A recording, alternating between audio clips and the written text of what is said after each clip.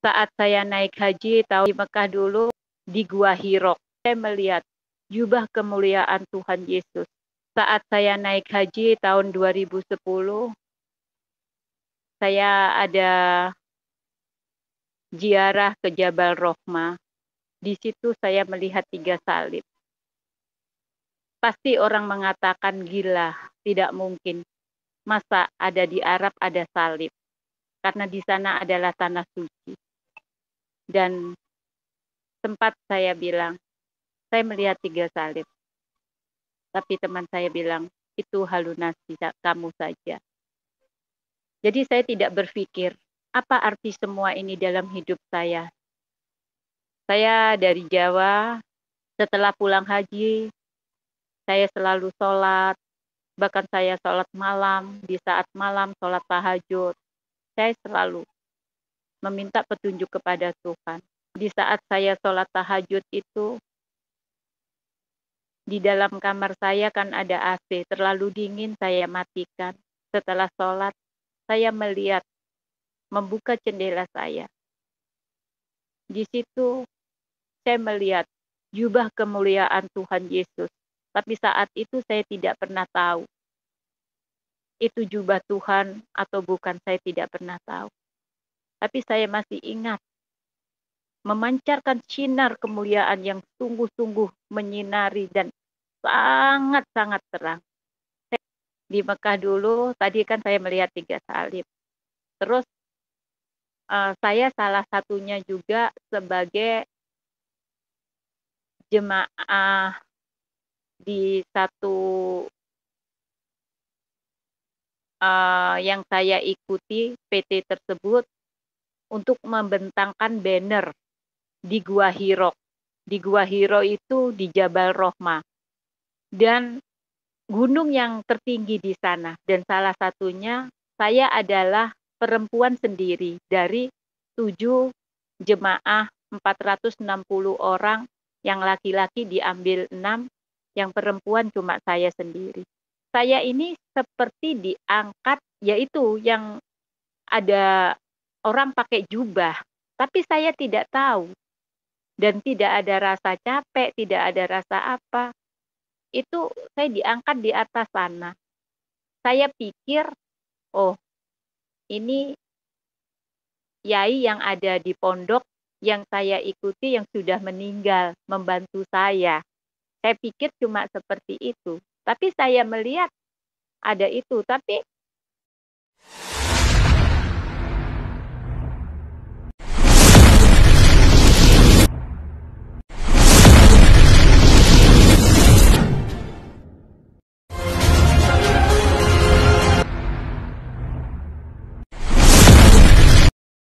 Haleluya, puji Tuhan. Shalom, salam sejahtera dalam kasih Tuhan kita Yesus Kristus.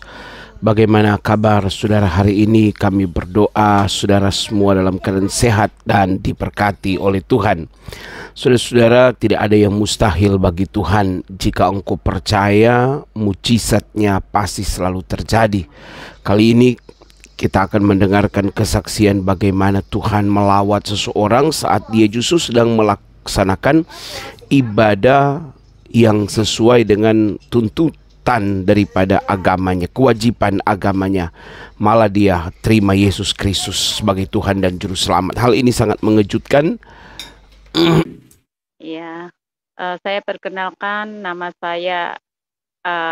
asli saya Trisnawati, atau bisa dibilang Hajah Tria Sabibah. Dan saya mempunyai nama baru yang saat ini saya sudah dibaptis dengan nama Trisna Yohana Kasih. Saya akan menceritakan asal mula saya mengenal Tuhan Yesus seperti apa. Saya dari Jawa dan saya mempunyai, saya mau ngomong sedikit, jamahan Tuhan sangat luar biasa buat saya. Jadi saya akan bersaksi cinta kasih Tuhan yang diberikan sama saya saat ini. Saat saya naik haji tahun 2010, saya ada ziarah ke Jabal Rohmah. Di situ saya melihat 3 salib. Pasti orang mengatakan gila, tidak mungkin. Masa ada di Arab ada salib? Karena di sana adalah tanah suci. Dan sempat saya bilang, saya melihat 3 salib. Tapi teman saya bilang, itu halusinasi kamu saja. Jadi saya tidak berpikir, apa arti semua ini dalam hidup saya? Di saat saya ibadah haji, saya seorang muslim, yang saya mengikuti dengan sholat 5 waktu, bahkan sholat-sholat yang lainnya juga saya ikuti, puasa, zakat, dan pergi haji yang terakhir itu pun saya jalankan. Tapi kenapa saya melihat seperti itu? Dari situ saya tidak berpikir sama sekali. Setelah pulang haji, saya selalu sholat, bahkan saya sholat malam, di saat malam sholat tahajud. Saya selalu meminta petunjuk kepada Tuhan. Apa arti semua ini? Dan saya seorang pekerja keras. Jadi usaha apa saja saya lakukan. Bahkan saya mengikuti di dalam organisasi-organisasi keagamaan. Bahkan dipercayakan dalam organisasi tersebut sebagai orang dibilang dipercaya untuk mengatasi apa yang harus saya atasi di situlah. Jadi bukan suatu kebetulan di saat saya sholat tahajud itu di dalam kamar saya kan ada AC, terlalu dingin saya matikan. Setelah sholat saya melihat membuka jendela saya. Di situ saya melihat jubah kemuliaan Tuhan Yesus. Tapi saat itu saya tidak pernah tahu itu jubah Tuhan atau bukan, saya tidak pernah tahu. Tapi saya masih ingat memancarkan sinar kemuliaan yang sungguh-sungguh menyinari dan sangat-sangat terang. Saya tidak tahu apa arti semua itu. Tidak ada wajah, tidak ada apa. Saya diam saja. Apa ya? Saya kira jubah itu seorang jubahnya kiai saya. Oh iya, maaf. Di Mekah dulu aja. Di Mekah dulu, tadi kan saya melihat 3 salib. Terus saya salah satunya juga sebagai jemaah di satu yang saya ikuti PT tersebut untuk membentangkan banner di Gua Hiro. Di Gua Hiro itu di Jabal Rohmah. Dan gunung yang tertinggi di sana. Dan salah satunya saya adalah perempuan sendiri dari 7 jemaah 460 orang, yang laki-laki diambil 6, yang perempuan cuma saya sendiri. Saya mengikut itu, saya naik di atas harus membentangkan banner tersebut supaya di dalam banner itu terbentang banyak yang melihat, bahkan jemaah dari PT ini yang mengikuti haji, bahkan mengikuti umroh, sudah ada ke gunung ini di Gua Hiro, ada di Jabal Rohmah, Jabal Nur itu. Jadi tapi saat itu kan itu paling tinggi. Saya ini seperti diangkat, yaitu yang ada orang pakai jubah, tapi saya tidak tahu. Dan tidak ada rasa capek, tidak ada rasa apa. Itu saya diangkat di atas sana. Saya pikir, oh ini yai yang ada di pondok yang saya ikuti yang sudah meninggal membantu saya. Saya pikir cuma seperti itu. Tapi saya melihat ada itu. Tapi saya di atas sana gua dan saya melihat semuanya pemandangan yang ada di Arab itu sampai terlihat. Bahkan hotel jam-jam itu towernya itu hotel apa yang ada jamnya itu besar itu kelihatan gitu dari situ. Saya tidak mengerti. Akhir kata saya pulanglah ke Indonesia. Saya sholat tahajud, yaitu tadi saya melihat jubah kemuliaan yang Tuhan Yesus yang seperti digambar saat ini. Saya melihatnya, tapi saya tidak mengerti apa semua itu. Terus sering di saat saya sedih, di saat saya sendiri, bahkan dengan di ruang musola bawah, itu saya sholat. Itu saya seperti dibelai-belai sama orang yang pakai jubah itu. Saya selalu, ini saya merinding, dibilang gini, jangan bersedih hati, jangan bersusah, serahkan semuanya. Saya tidak ini ya, siapa? Saya pikir itu adalah penjaga rumah saya gitu. Atau orang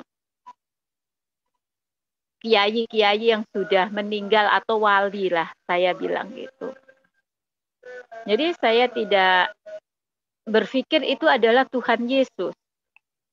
Dari situ saya terus berdoa, tapi saya berdoa saya tidak pernah berbahasa Arab. Bahasa Arab itu doa hanya hafalan saja. Tapi doa saya selalu saya pakai bahasa Indonesia. Karena saya punya pekerjaan banyak, pekerjaan saya kolaps saat itu dengan keadaan yang hancur, yang apa. Jadi saya berpikir, Tuhan, aku harus seperti apa? Aku harus gimana? Tunjukkan wajah kemuliaan Engkau, di mana Engkau memperlihatkan sebagai Tuhan. Saya ingin tahu. Jadi diri saya itu jadi kepingin benar dekat dengan Tuhan. Kepingin, pokoknya saya kepingin berbicara sama Tuhan. Saya tidak tahu Tuhan saya siapa. Yang dimaksud dalam agama saya, waktu dulu, agama yang dulu, itu diajari. Tapi saya tidak begitu mengerti. Tidak ada sukacita. Jadi, yang ada saya punya itu, saya dilihat manusia, dilihat tetangga, dilihat teman, dilihat orang luar. Pokoknya manusia yang melihat saya itu, wah. Tapi, kedamaian diri saya tidak ada. Jadi yang ada itu saya merasakan saya kok seperti ini. Terus saya berdoa sama Tuhan. Saya pingin, jadi doa saya selalu bahasa Indonesia. Akhir kata, pada tahun-tahun berikutnya, tahun 2011, saya ini dipertemukan dengan anak-anak yang mau dijual ke Malaysia. 32 anak yang dijual di Malaysia itu ilegal. Dan mereka semuanya Kristen. Saya tolong, saya bantu, mereka menempati rumah saya yang kosong. Jadi pulang dari haji itu, saat itu memang problema rumah tangga saya mulai dari 2008. Tapi 2010 saya berusaha ke Jabal Rohmah itu untuk berdoa, katanya kalau sudah berdoa di sana rumah tangga bisa kembali. Tapi ternyata saya pulang 2010-2011 itu tambah lebih parah. Jadi tidak ada hubungan sama mantan suami itu lebih baik, tidak ada. Akhirnya saya pisah. Saya hidup sendiri di rumah saya. Dari situlah saya menemukan anak-anak ini membantu yang dijual. Mereka Kristen semua, mereka berdoa. Saya lihat, mereka panggil saya bunda.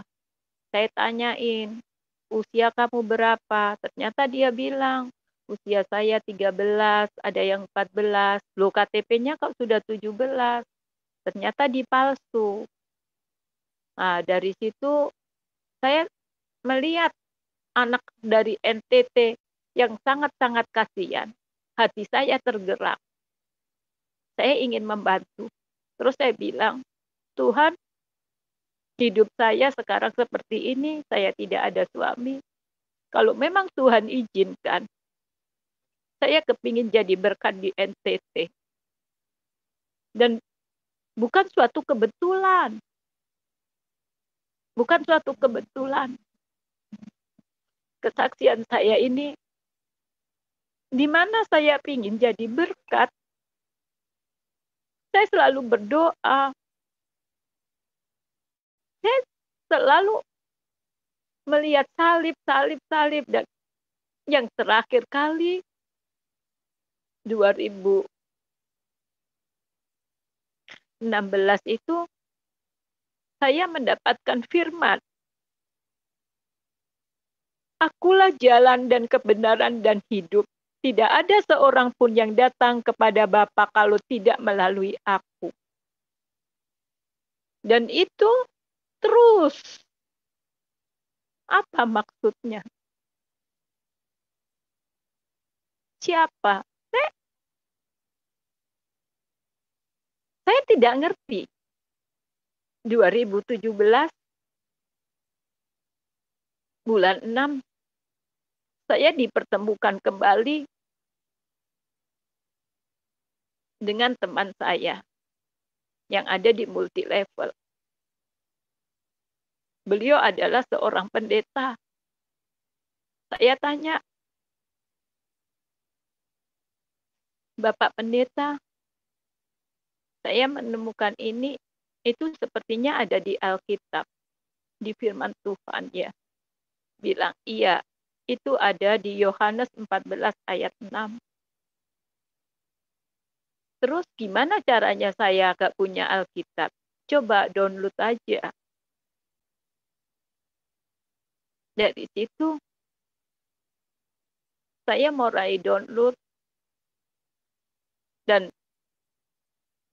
saya melihat di situ, akulah jalan dan kebenaran dan hidup. Tidak ada seorang pun yang datang kepada Bapa kalau tidak melalui aku. Saya tanya, yang dimaksud Bapak dan yang melalui aku itu siapa? Dia terangkan. Bapak itu yang berkuasa dan yang berkuasa di surga yang segala-galanya. Aku itu siapa? Tuhan Yesus. Berarti Nabi Isa Al-Masih. Berarti kalau orang mau ke surga, harus melalui Nabi Isa Al-Masih. Terus bilang, kalau Umi sudah mengerti, ya sudah, bilang gitu. Jadi beliau panggil saya adalah Umi, kadang Bu Haji, kami berteman. Saat kami jalan untuk menawarkan barang, di mana saya berjalan sama beliau selalu mengingatkan saya. Waktunya sholat. Dan kami berteman. Kami tidak ada hubungan apa-apa. Walaupun saya 2008 sama mantan suami itu sudah 2013 resmi saya bercerai. Tapi di saat 2017 saya ketemu beliau. Dan tapi di situ saya ini tidak peka sekali. Tuhan sudah memberikan gambaran kepada saya. Dan di situ juga saya terngiang-ngiang. Saya mendengarkan lagu yang di gereja. Hari ini ku bahagia. Itu rasanya lagu itu di dalam diri saya ini ada kebahagiaan. Yang akhir kata saya sering di YouTube mendengarkan lagu-lagu rohani. Dan disitulah saya mempunyai ketentraman. lambat laun saya membaca Alkitab, lambat laun. Dari tahun demi tahun saya berdoa, kekosongan, hampa kehidupan saya. Tapi di saat 2017 bulan 6 itu sedikit saya terobati karena saya membaca Alkitab. Walaupun bukan Alkitab yang saya bawa cuma di HP. Itu kok rasanya saya jatuh cinta. Jadi perjalanan hidup saya sebenarnya Tuhan sudah memperlihatkan. Tapi saya tidak begitu ngerespon. Tidak begitu, oh ini memang Tuhan Yesus kah? Tidak, karena saya memang tidak tahu. Dari situ 2 anak yang tetap ikut saya. Bunda, saya nggak mau pulang ke NTT, saya ikut Bunda. Tapi sekitar tahun berapa dia sudah kembali, tapi sampai sekarang hubungan saya sama beliau masih bagus. Dan kebanyakan dari pelosok-pelosok daerah. Selama 7 tahun saya berdoa, Tuhan jawab. Satu persatu Tuhan jawab. Saya dipertemukan dengan orang yang mengerti saya. Walaupun kami tidak pacaran saat itu, saya memutuskan untuk melepas hijab tanpa diketahui oleh saudara, anak, atau apa. 2013 itu saya sudah resmi bercerai. Jadi saya hidup sendiri. Hidup sendiri. Saya sudah tidak ada gairah hidup karena selama ini kesombongan yang saya punya. Pakai baju yang bagus, pakai perhiasan banyak, jalan ke sana kemari, bisa memberikan sedekah, bangga. Tapi ternyata cuma wah di depan manusia. Tapi setelah saya banyak membaca firman dan setelah saya mendengarkan lagu-lagu rohani, di situ mulailah saya terus tanya dengan teman saya tadi. Saya bilang sama teman saya, orang kalau mau masuk surga harus masuk Islam dulu. Karena itu yang dibilang Umi sama saya. Jadi Umi itu bilang sama saya, orang Kristen kalau masuk surga harus masuk Islam dulu. Saya diketawain sama teman saya. Siapa yang bilang kayak gitu? Umi. Terus beliau, enggak, aku enggak mau berdebat. Aku nanti kalau berdebat, nanti aku masuk penjara seperti Ahok. Biar Bu Haji tetap aja baca firman-firman tersebut atas kebenaran firman itu. Iya, saya bilang gitu. Terus saya berpikir, oh berarti kalau ingin masuk surga harus masuk Islam dulu ya. Tapi di firman ini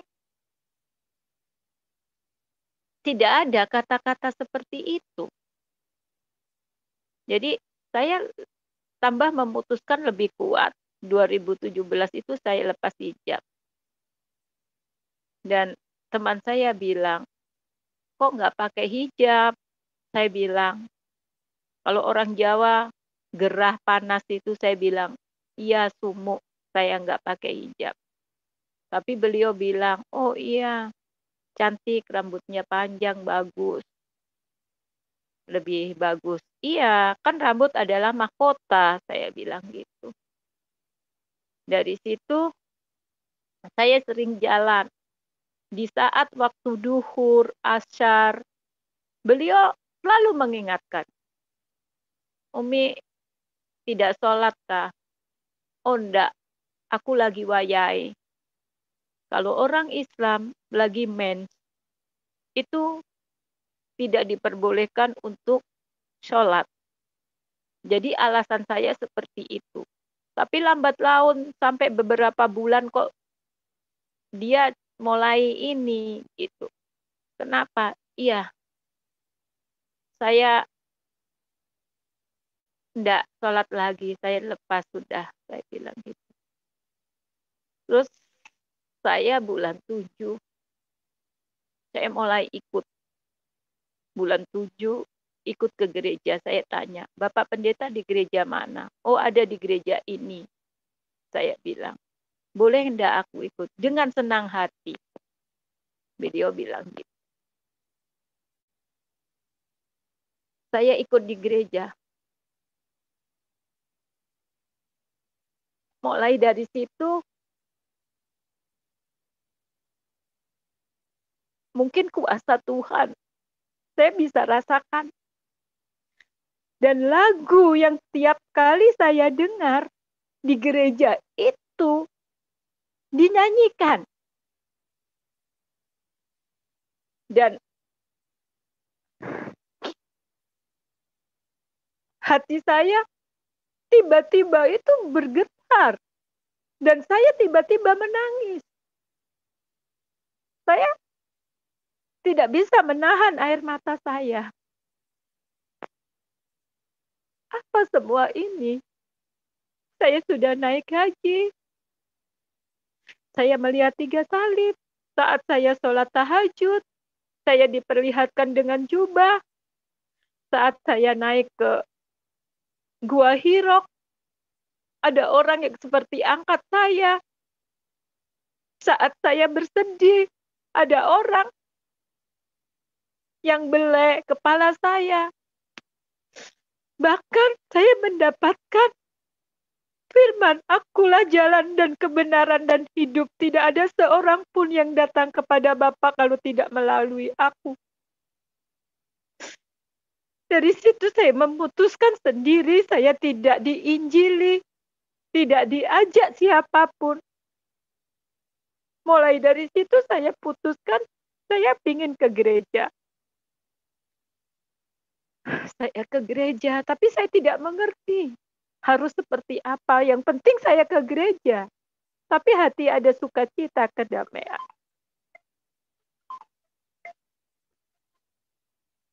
Dalam bulan 11, tanggal 11, 2017, saya benar-benar putuskan untuk saya mengikut Tuhan Yesus. Tapi dalam proses, saya tidak, saya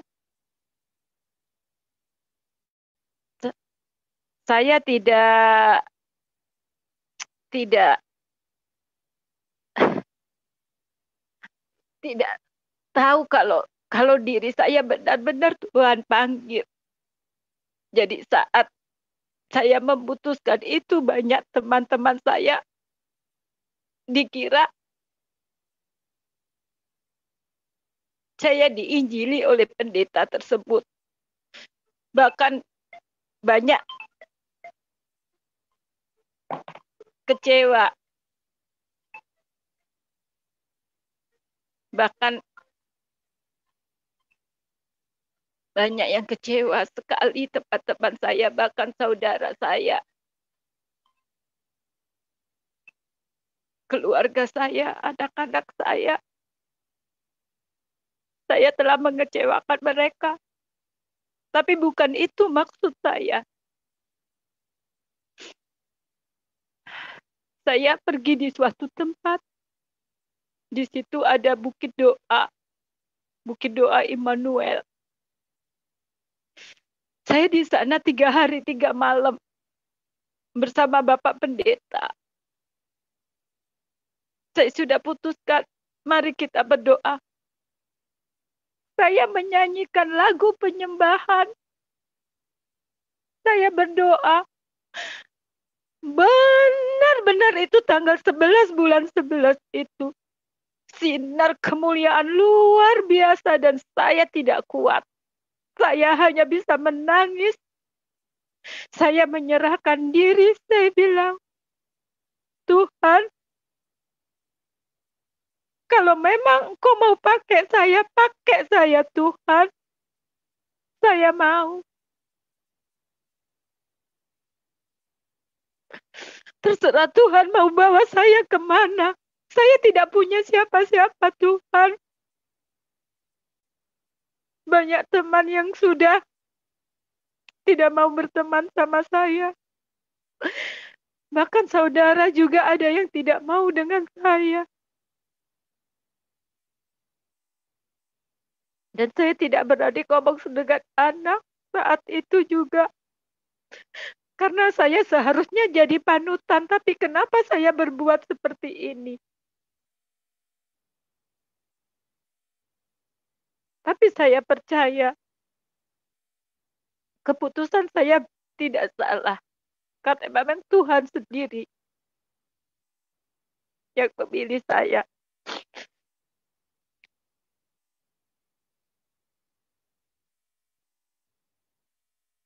Dan saat saya berdoa di bukit doa itu, benar, jamahan Tuhan sangat luar biasa. Dan pada hari itu juga saya bilang sama Bapak Pendeta, saya putuskan saya menjadi orang Kristen. Saya percaya bahwa Tuhan Yesus Kristus adalah Tuhan saya.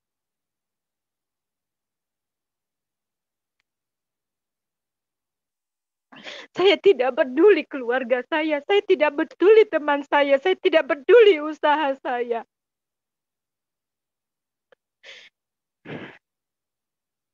Saya mau jadi orang Kristen. Bapak Pendeta, amin. Iya, beliau berdoa juga. Dari situ, Bapak Pendeta juga bilang, maaf, saya tidak bisa berkata apa-apa. Bapak Pendeta langsung bilang, maukah kita bersama untuk melayani? Maukah jadi istri saya? Saya bilang, kami tidak pacaran, saya tidak mau. Kalau memang jadi istri, bukan satu kebetulan Bapak Pendeta masih sendiri. Jadi saya putuskan, kita doa dulu. Jadi dalam 3 hari 3 malam, di bukit doa, kami pergumulan doa. Di samping itu, kalaupun memang kita jodoh, kita disatukan. Kita tanya sama Tuhan. Ternyata kami memutuskan, beliau bilang, iya, nanti setelah saya wisuda S3, kita menikah. Saya bilang, tidak. Saya tidak mau nunggu lama. Saya maunya 2018 harus sudah menikah di saat bulan April. Tanggalnya tanggal 23. Ya sudah dibawa doa dulu. Tapi ngomong sama kakak saya dan anak saya kalau mau menikahin saya. Akhir kata kakak saya bilang, yang mengerti saya Kristen terlebih dahulu adalah keponakan saya. Saya bilang, saya minta pertimbangan. Mas, Bude masuk Kristen seperti ini. Iya Bude, itu haknya Bude. Dan akhirnya saya bilang sama kakak saya yang pertama, puji Tuhan, beliau juga sudah di Arab, sudah pernah ke sana bersama suaminya juga. Dia bilang, itu terserah, karena itu hak kamu. Urusan dosa ndak dosa sama kamu sendiri. Akhirnya saya perkenalkan calon suami saya. Saya punya ini, yang saya doakan selama ini, saya kepingin jadi berkat di NTT. Dan bukan suatu kebetulan. Saya mendapatkan orang NTT. Dan di situ Bapak Pendeta juga berdoa selama 7 tahun. Tuhan, di mana 2018 saya tidak mendapatkan istri, saya akan terus ke Amerika. Jadi dari situ doa kita sama-sama semua. Saya terus bilang, Tuhan, kalau memang ini jodoh saya, kalau ini memang Tuhan izinkan saya harus melayani dan kerinduan Bapak Pendeta. Saya sekolah tinggi-tinggi di Jawa. Saya harus jadi berkat.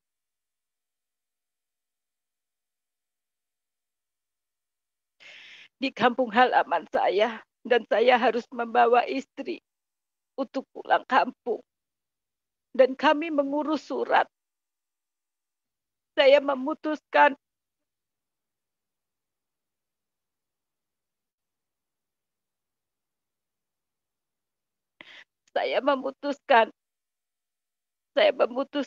iya. Saya memutuskan iya, saya mau ke NTT bersama calon suami saya karena sudah meminta di situ. Saya mengurus surat semuanya, tapi rencana Tuhan bukanlah rencana saya, bukanlah rencana Tuhan. Rencana Tuhan itu begitu indah. Saya dibaptis di Sikumana, di daerah Kupang.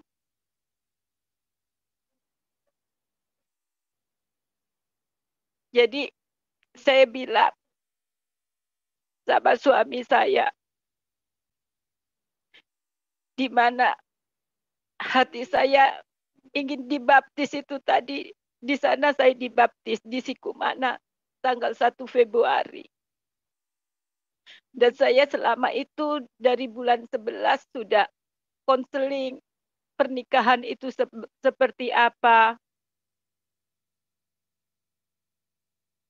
Jadi pernikahan itu seperti apa. Harus gimana menjadi orang Kristen itu. Jadi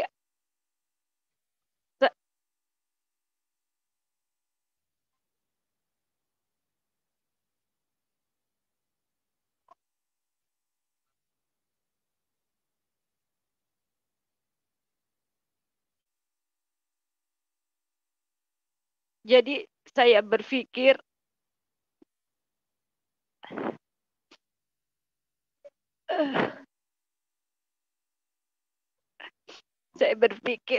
memang ini cara Tuhan. Jadi di situ saya setelah dibaptis, saya mengurus surat, ternyata surat itu begitu lancar dan Februari saya menikah di gereja.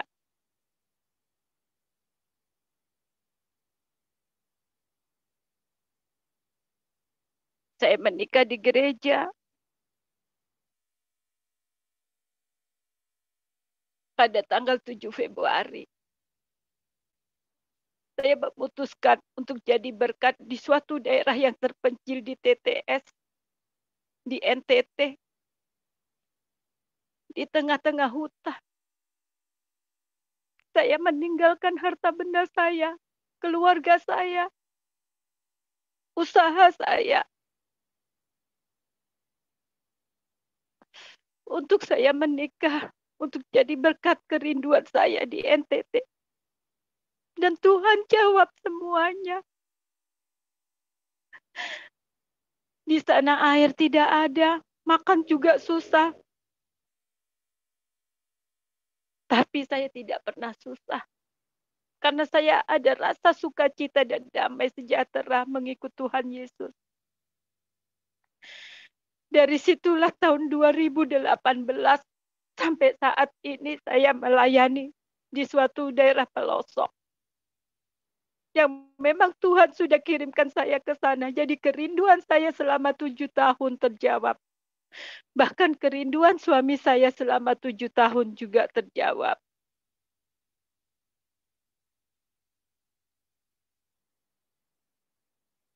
Saya bersyukur. Saya sangat bersyukur sekali. Karena saya bisa melayani Tuhan. Jadi ini kesaksian hidup saya selama ini. Yang saya hanya dipandang manusia penuh dengan kemewahan. Merasa bangga. Tapi hati saya kosong. Tapi setelah saya mengenal Tuhan Yesus, ada kedamaian dan sukacita. Walaupun secara manusia, itu tidak mungkin orang mau alami seperti saya. Tapi Tuhan menguatkan saya.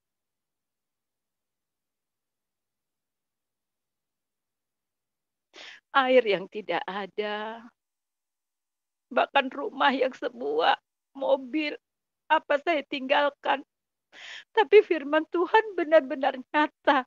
Dan saya imani dan firman ini benar-benar hidup. Tuhan juga bilang, barang siapa meninggalkan anak, keluarga, harta benda, Tuhan akan mengembalikan 100 kali lipat. Dan di sini saya imani, saya aminkan. Kalau benar-benar firman ini hidup buat diri saya. Sampai saat ini pun Tuhan menjaga saya. Tuhan sangat luar biasa. Tuhan segala-galanya bagi saya. Selama 3 tahun lebih saya belum pulang ke Jawa. Akhir kata, saya pulang ke Jawa. Karena anak saya mau menikah. Dan sampai saat ini, kerinduan saya untuk kembali lagi ke NTT untuk jadi berkat. Tapi saya percaya, Tuhan pasti kirimkan saya lagi ke sana.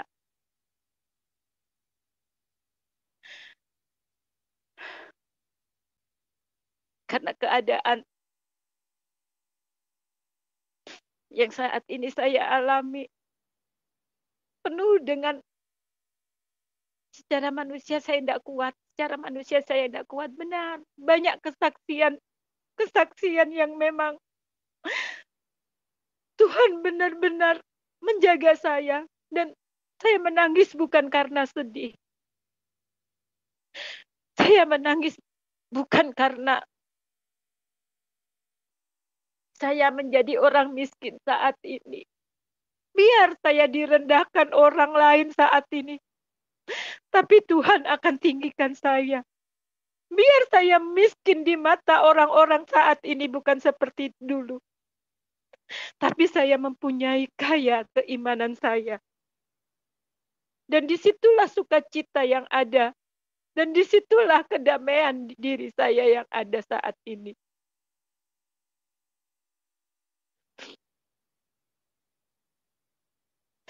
Ini kesaksian saya asal mulai saya mengenal Tuhan Yesus. Dan kesaksian saya menikah dengan seorang pendeta dari NTT dan melayani di pelosok. Dan ini memang keputusan saya dan suami saya untuk jadi berkat di sana. Ada rasa sukacita, ada rasa damai sejahtera di sana. Tapi saat saya kembali lagi di sini di Jawa, saya belum pulang. Dan kerinduan saya untuk saya kembali ke NTT untuk melayani.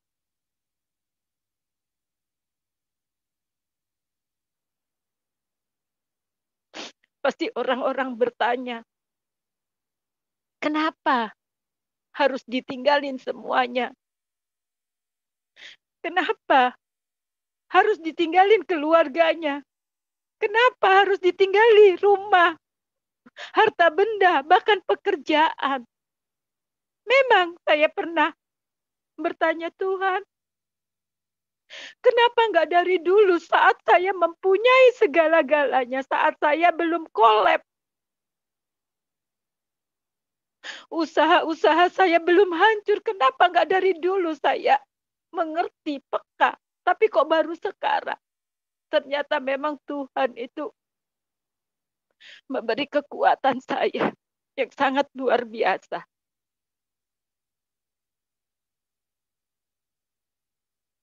Jadi ini kesaksian awal-awal saya. Nanti kalaupun kesaksian saya di sana seperti apa saat selama 3 tahun ini dan prosesnya gimana, saya akan bersaksi kembali. Dan ini awal kesaksian saya mengenal Tuhan Yesus, jamahan Tuhan Yesus. Jadi terima kasih semuanya. Terima kasih. Dan saya percaya di mana orang Kristen, menjadilah orang Kristen yang percaya. Di situ kita akan mengenal Tuhan. Ada sukacita dan kedamaian. Jadi saya bersyukur dan berterima kasih. Karena memang benar-benar Tuhan sudah menyelamatkan saya. Satu orang diselamatkan, semua keluarga akan diselamatkan, dan saya imani itu. Dan saya percaya itu. Ini sedikit kesaksian saya, Bapak. Puji Tuhan, saudara sudah mendengar kesaksian tadi. Sampai berjumpa lagi dalam program acara kami selanjutnya. Tuhan Yesus memberkati. Shalom, haleluya.